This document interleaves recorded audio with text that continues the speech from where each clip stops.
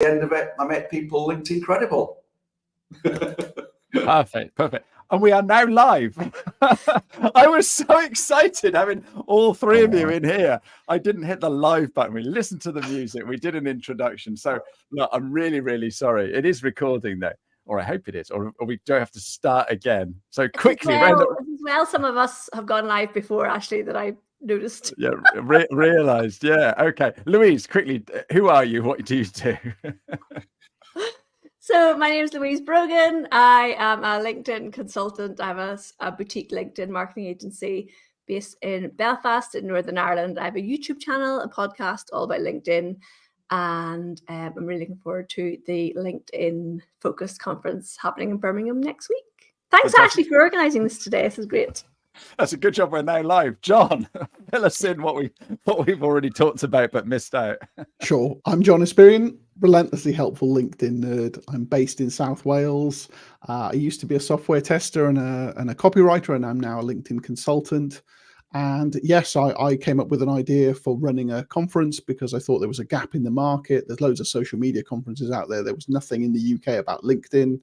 So came up with that idea last June, and here we are a week away from the big event, which is going to be happening in Birmingham next week. So that's the UpLift Live conference. We've got almost 200 people coming along, and it'll be a fun day of learning and networking together all about LinkedIn best practice.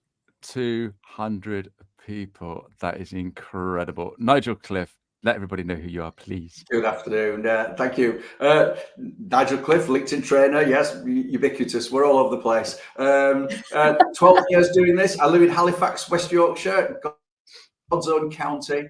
I'm sure you all agree. No, we'll go there. Yes, I train corporates, bunches of people wanting to leverage LinkedIn. I like to call it to get into the right conversations, to develop thought leadership, new channels of business development. So yeah, love doing it, passionate about it. It's all I do, the only thing I do. There's only me. I've got a team of people who help me with various things all over the place, but yeah, I'm having run many businesses in my life. I'm just glad to be on my own now. I'm doing my own thing. Love it. Yeah, it's brilliant, isn't it? And it's weird because all four of us have got our own little businesses doing a little bit of LinkedIn. All right. And I don't know about you guys, but I don't see you as competition. I see you doing totally different things. So what makes us different? So Louise, what makes you different to other LinkedIn trainers, please? Well, I suppose the main business that we have is actually we do it for clients. So it's people outsource their LinkedIn content and management to us. I do training and workshops myself personally, but my team, we take the load off other companies who want to be on LinkedIn and do it for them.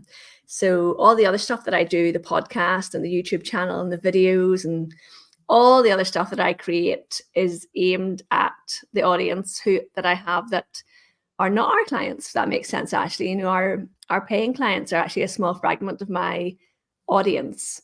I create loads and loads of stuff for free for people. But as a result of that, then people see me and my team as experts, and then they say, well, can you help us and do this for us? So I don't think you guys don't do done for you LinkedIn. So that definitely makes me slightly different to the rest of you here, I believe. No, perfect. Nigel, what makes you different, sir? Well, I don't do anything that Louise does. No, I don't have a team. I don't do for you services. I like to think I enable my clients to do it for themselves. So I give that insight to really leverage LinkedIn to help them achieve their own business or personal goals. And I guess I hate this difference thing because, you're trying to say, well, this is how I'm better. I'm not really better. We all cut and dice LinkedIn in different ways. If somebody is talking to me about doing business with me, said, well, what's different? I said, well, I guess the only thing I can really offer you is that after 12 years of experience, I know what works. And that's what I'm going to share with you, what works. That's not the only way. There are many ways to cut and dice it. There really are. But just having, practiced and done this for a long time, I'm very proud of the results my clients get. I suppose if there's anything different, it comes with a guarantee. I don't know many LinkedIn trainers will say, if you work with me, I guarantee we'll achieve your objectives. That's pretty powerful. It works, honestly. I'm so lucky to be in that position of knowing if you do this, obviously they've got to do the work afterwards there, Ashley. Yeah. It's not like, I've no magic wand. But if you practice these skills, hone this, be consistent and relevant, and share your knowledge and experience over time in the right way, the rest will happen. Yeah, no, I totally agree. It's a bit like saying which is better, a BMW or a Mercedes. And again, I'm trying to think of a non-German car, but sort of like that's my preference. Yeah, and so it doesn't matter whether you're what you do. It's we all sort of like get attracted to different people. Yeah, I think people are drawn to people that they follow online, and also it's interesting. Like, I have sent Nigel clients because he covers certain areas that I don't cover, but I think because a lot of us are in the LinkedIn consultancy space, we think there's a lot of people out there who know a lot of LinkedIn trainers, and that's not true. Most people that come to me don't, you're like, oh, this is really interesting that you just focus on LinkedIn. They don't see a lot of other people who do the same thing. So it's really, there's room for everybody, I think, Ashley. There is. And that's because we've all got an abundance mindset, isn't it? So come on, John, what makes you different then, sir? Well, I think for me, it's because of my technical background as a software tester and as a writer. I'm in that position where I like the science and I like testing things. So I'm good with the tech side, but I can actually explain how stuff works as well. And usually techies aren't very good at explaining things, and people who can explain things don't always get the tech. And I'm kind of, fairly well seated between both. So yeah, that's probably my thing. And I love testing and checking the new features and explaining what their significance is to people and stuff like that. So that's probably my strong suit. Perfect. Absolutely perfect. And so you've brought together 8 amazing speakers at this conference next week. One of your co-conspirators is Jeremy Freeman. So he's been very involved in this. So for those people that haven't bought a ticket, there's a link there. But those people who still haven't bought a ticket, why should they come, John? Apart from seeing Nigel and Louise, obviously. Yeah, well, I think it's just a day to help you move your goals forward. If you spend a focused slot of attention in meeting other people who are enthusiastic about a platform, some of whom have got great results from it, and learning from some of the best without any of the sleazy tricks that you might get elsewhere. I appreciate that it's easy for me to say that because I'm running the event, but I know, and I've vetted all of the speakers very closely, and I know that no one does any of the kind of dodgy automation or engagement pods or just spamming 100 people a day. We don't do any of those things. We show you how to do it kind of organically, the right way. There's no magic bullet for this, but if you really want to kind of get better results, this is the best place to be to learn from the best and then put those ideas into action. So that's my sales pitch for UpLift Live. Yeah, having as I know pretty much all of the speakers, I know that they're going to be there to chat to us during the day. They're not going to be in a lofty cavern somewhere locked away that we don't get to speak to them. Apart from Louise, maybe. So Louise, are you a hugger? Am I a hugger? Well, yeah. Can I please say, Ashley, I was asked this by Gus on my own podcast, and I said, of course I am. And I thought, I don't want to be hugged by total randoms, thank you. So, okay, but so am I a total random? A hug, Ashley. Oh, that's all right then. That's all right. That's the only reason I'm coming, Louise. Someone talk to me in the airport and say, aren't you speaking at that event? I heard you're a hugger. Like, oh, but that doesn't happen. Well, lots of people come up to me and say, hi, Louise, whatever. And I'm like, have I met this person before? Well, the thing is, right, when you've had 1 million downloads on YouTube, you're a bit of a superstar. People feel they know you. Tell us a little bit more about your YouTube journey. That's incredible. It is bonkers. I think I'm on about 1.3 million views now. It started during lockdown. It was like a lockdown project. You know, 2 of my friends who are YouTube experts with like multiple millions of views said, Louise, you should really be on YouTube. So they kind of helped me get started. And it was, you know, it took a while to get traction. So I started in 2020 and then I hit 1 million views, I think last October, November, and it's already at 1.3 million. So it is very much like a scale like this. And it's the comments I get actually from people that I love. They say, somebody from India or Bangladesh said last week, Louise, I love how there's no blip, blip, blap with you. So you just like ask a question and I just answer it, you know, not on this conversational live stream, of course, a bit more waffly. But if someone, you know, wants to, if they've Googled how to change your profile photograph on LinkedIn and they find my video, that's all I do, as I teach them that, and that's it. There's no waffle about me. I know selling at the end. And no. When I started that, you know, everyone teaches you to do that. No, go here and download this, and et cetera.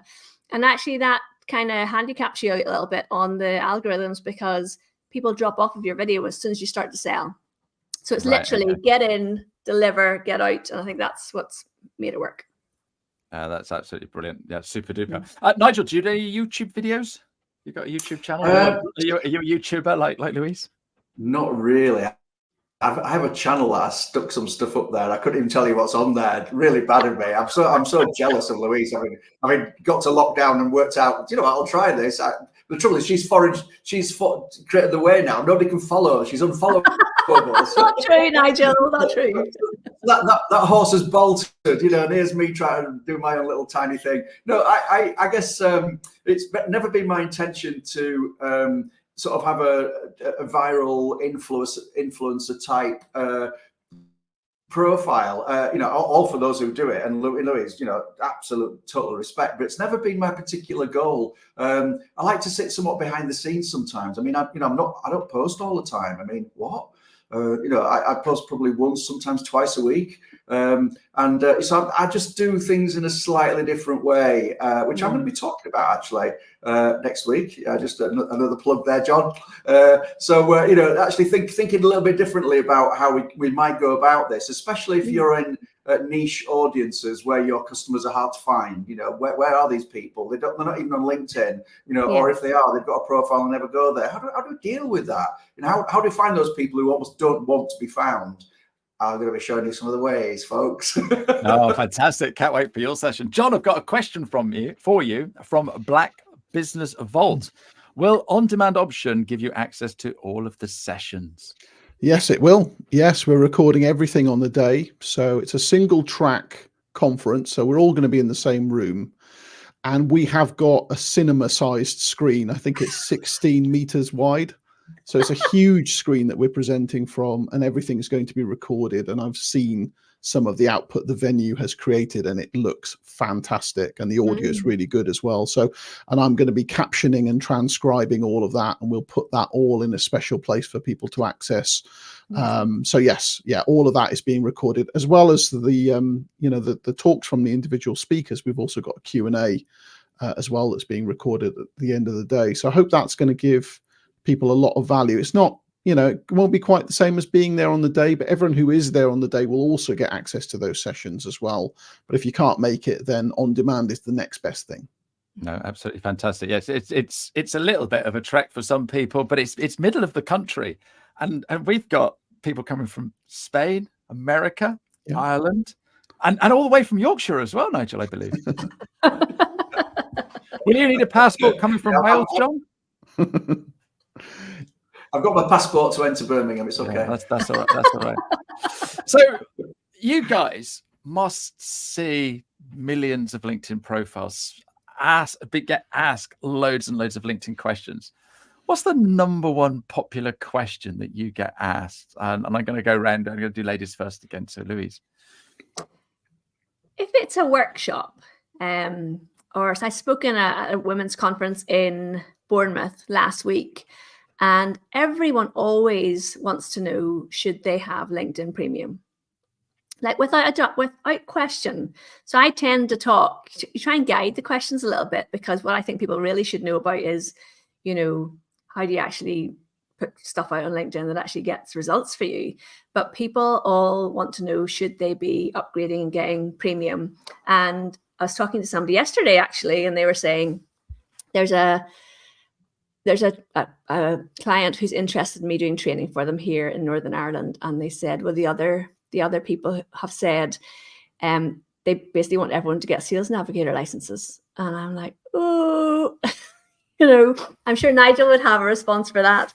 And I'm like, but that is a question I get asked all the time. Should I be, and every time I do a webinar for Small Business Britain or anyone like that, should we have premium accounts? And my answer is always no. Initially, learn to use how the platform first, and then invest in premium. Although, of course, it's getting different, isn't it, John? Because they're bringing in new rules and new limits for free accounts. So they're trying to push people more towards getting premium accounts. I foolishly upgraded the Sales Navigator, not foolishly, because I did want to check it out. And I thought I'll go back down to my nice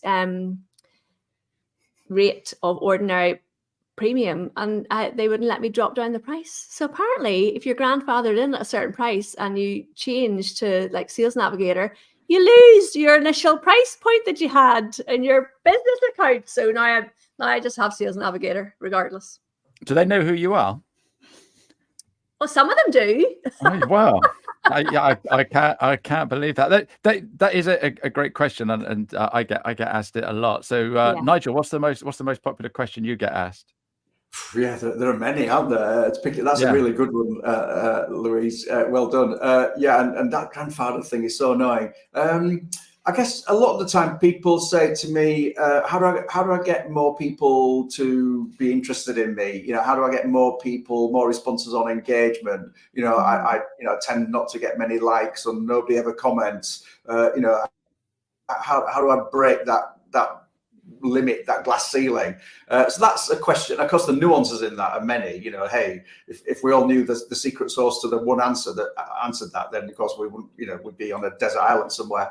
There are many reasons, aren't there, of how we craft content to be interesting, to be engaging. I personally am loving the fact that the content driver behind LinkedIn is going to that rewarding people for sharing value, knowledge, experience, as opposed to where it seemed to be going 12 months ago, which was ever more personal content, which for me isn't really why I'm on LinkedIn. I want to be here to learn. I've got friends I can have a good time with. I'm not here to sort of have that experience. So when LinkedIn made that sort of published shift back into more, we're going to reward people for relevant, interesting, knowledgeable content, that was a sort of a shift I really enjoyed and loved. So I think providing we're doing that, there's lots of nuances around that, isn't there? And I think, we will build an audience, but there's so many questions. I always make a note of them. If I'm doing it in person, which I'm doing a bit more of again now, after COVID situation, I often have a flip chart up there, and I go around the room and say, what's the one burning question you want to know about before we leave the room today? And I go around the room, because by the time you get to number 12, it's harder because the things have already been said. I always write it down. And irrespective of the fact that I know exactly what's coming up every time, very, very rarely does anything new get asked. Yeah. So the questions are really quite repetitive, and probably within the top 20, you'd cover them 99% of the time. So it's a bit of everything, isn't it? Yeah, no, good answer. John, what about you? The questions usually relate in some way to visibility. So, for example, should I turn on creator mode? Will that give me more visibility? Or should I start a newsletter? Will that give me more visibility? So visibility is at the core of those questions. And as most people who are watching this probably have heard that creator mode is being baked into all LinkedIn profiles very soon. So that's not actually going to be an option anymore, but newsletters are still a thing. That's quite a common question about whether people should go for long form content over short form. And I'd always say short form is great for conversation and immediate visibility, but long form is also really, really good for long-term authority and discoverability. So in an ideal world, you try to make time for both. It's really hard to juggle everything that you need to do to have an effective LinkedIn presence. But people still discover some articles I wrote 6-7 years ago, whereas Wow. they don't really do that so much with posts that I wrote 6 or 7 years ago. So there is a long-term evergreen potential to articles that I think people don't fully appreciate. Yeah, no, that's a jolly good point. All right, here's a question that often get asked: follow or connect? And with creator mode, we're stuck. We have to have follow.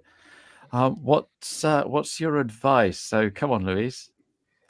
Whether I follow or connect, or whether people want to connect or follow me. No. So I've got LinkedIn. Do I have the follow button or do I have the connect button? Which one should I have? Well, I think the majority of people, again, because we are in this space, you know, we know a lot about this and take a lot of things for granted that other people would think them too. But the majority of people that I go and deliver a workshop or training to don't even know that there is a difference. So if you're trying to build your network, I would say stick with connect. And I'm talking about corporates there, I suppose, Ashley, which is different to somebody who is a small business owner.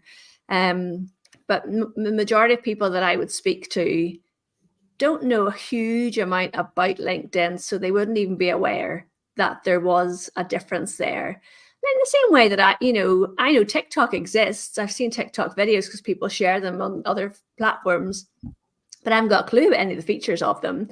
So, and I would say the people that I come across in the main are at that level of knowledge. So they don't even know that there's the different options. I get a lot of connection requests. And if they're not somebody who I think is going to be somebody who might want our services, or maybe they're not in the networks that I'm, active in, like my small business, Britain community or whatever, I tend to just ignore their connection request, and I see that they're following me anyway. So if you're wondering why I didn't accept your connection request, person watching on YouTube, that's why. It also helps if I send you a lovely little message as well, doesn't it? Because I saw you doing such and such, such and such. It'd be great to connect. Well, I do find this a little bit challenging, because if I can see that person is probably going to try and sell me something, or is really in a field that is unrelated to stuff that I'm going to be interested in, even if they sent me a nice message, I don't always necessarily accept their connection request. Sorry. No, that's a great answer. Anybody got anything else to add to that? Well,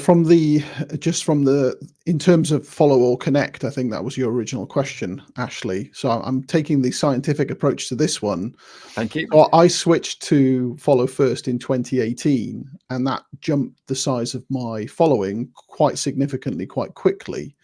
And then when creator mode came around sort of 2021, we were forced to be in follow mode if we wanted to have the attendant benefits of creator mode. But when the change to creator mode, so that it's baked in, happens, we will then be able to keep all of those features and switch back to connect mode. So as an experiment, because the speed at which my network is growing is slowing, so the rate is slowing, I'm going to do an experiment where for at least a month, I'm going to switch back to connect and see what that does to the quality of the conversations I have with people. Because if the rate is slowing, I'd rather have more first level connections, because I think they're more likely to want to support my content if I chat with them in the DMs, which you can't do with pure followers. So that's my experiment, and probably will start in April.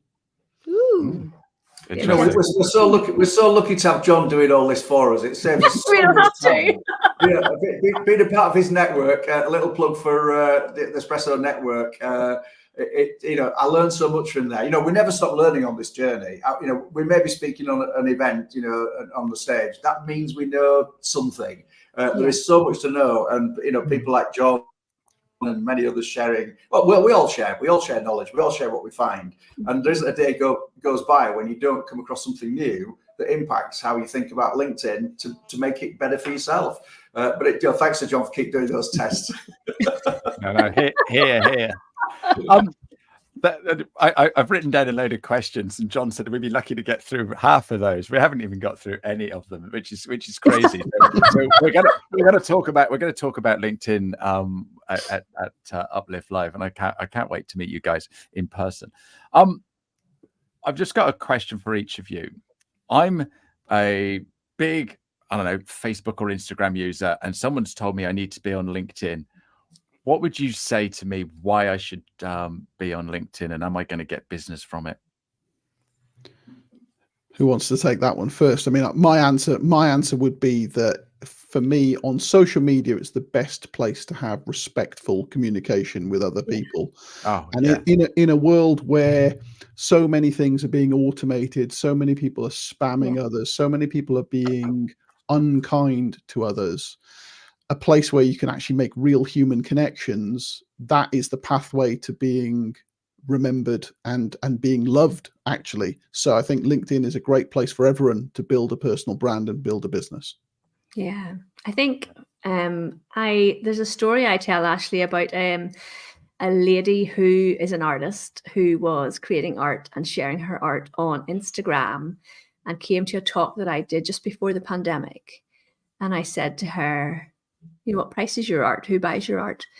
And she told me the price point. And I said, well, I think there's a place for this on LinkedIn, because at that price point, you probably could be getting in front of people who have a higher income.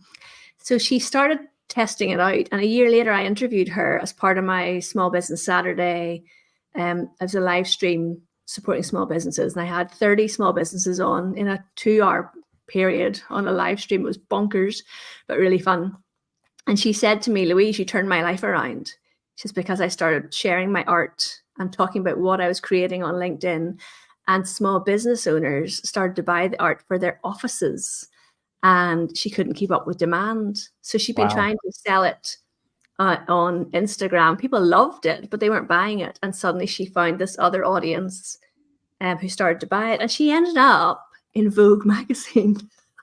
Wow. So, yeah, it's a great story for, yes, LinkedIn, of course it is mainly B2B, but there's absolutely room for B2C on there. And it's about connections and stories and being genuine that helps you get business on there, I think. Certainly does. Nigel. Yeah, it's the one place where everybody, every business professional is probably got a presence through an account. Whether they use it correctly or not is another matter, but they're all there. You have sort of different audiences on all of the social media channels that wouldn't necessarily find everybody in the same place. So I think it's the one place where we can all be found. And it's generally understood to be, isn't it, the professional platform where it's your professional persona. And yes, the place to get into conversations, which is how I started my LinkedIn journey, back as a trainer 12 years ago, was I was looking for how to find people. It allowed me to find them. It allowed me to reach out. It allowed me to start a conversation. The conversation gets taken to a coffee gets taken to a meeting a proposal, and before you know it, you're doing business. Yes, that can be done under the channel. But in the business, particularly in the B2B world, absolutely, there's B2C examples all over the place. But particularly in the B2B world, it's the place where everybody's likely to be. We all know the rules. Whether some of us break them, we've already set the standard for that for next week. I'm going to use an expression. I'll bring it out here first. We are all LinkedIn faithfuls, people. There's no traitors amongst us, guys. I like it. It's true, isn't it? Again, we're all advocates of doing things the right way, authentically, with integrity, with respect, and we're on this earth for quite some time. We don't get a second chance to make this right, and I think protecting our personal brands, and doing things the right way stands us in good stead for whether we've got a career, of 2 years ahead of us or 40 years ahead of us. That's a single place to keep authority and keep it real, be authentic, surround yourself by great people who are going to add value to your life, and you won't go wrong. Can I add one more thing, Ashley, to that? Another slightly more direct reason. When I was a copywriter, which I was for more than 10 years, when I analyzed the clients who hired me because of coming to me through LinkedIn versus the clients who hired me because of coming through to my website through Google, the LinkedIn sourced clients were paying me 30% more than the Google sourced clients. And that's because I built a personal brand on LinkedIn and they didn't just want a copywriter, they wanted that copywriter. Yeah. And that's your opportunity. People on LinkedIn are apt to pay just that little bit more for a quality service versus a random Google. So that's another reason why you should be on this platform. Oh, fantastic. That is pure gold. Thank you, guys. Thank you. Oh, we've come to the top of the hour. Pavel's saying here he disliked the old creator mode, so he'll be able to switch back. And Jeremy's wife, Rabbit, is promoting cake business on LinkedIn. I like cake. Do you have cake next week, please? So yeah, Jeremy is going to bring cake for all 4 of us. So that's absolutely superb. So next week is this amazing show that we're doing next week. I'm just trying to delete that. There we go. Got this amazing show. We will see you all next week. Before that, I am going to be interviewing Simon Reed is coming on my show next week. We're going to be talking about CRM and his issues with LinkedIn.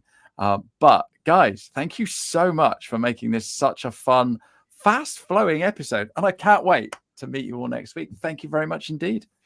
Good stuff. Thanks for having us, Ashley. See you next week. Definitely. We'll be hugging. Cheerio, everybody. And thank you for all your lovely comments. Bye-bye. You get out what you put in.